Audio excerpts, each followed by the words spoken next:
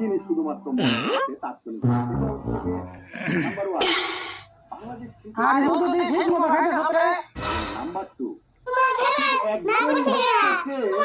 এইভাবে মারতে যেতে পারেন তোমরা খেয়ে যেতে পারবে তো তবে কিন্তু ঠিক আছে জানো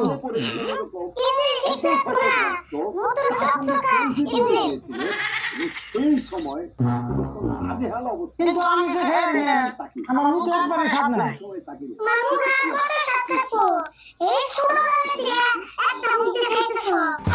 আসলে ঘটনাটা ঘটেছে ঢাকা হ্যাঁ ঠিক আছে এক মুখ দিয়ে তো দিন খেয়ে মুখের কত স্বাদ থাকবো জিনিস নষ্ট করে দিবে কি করবে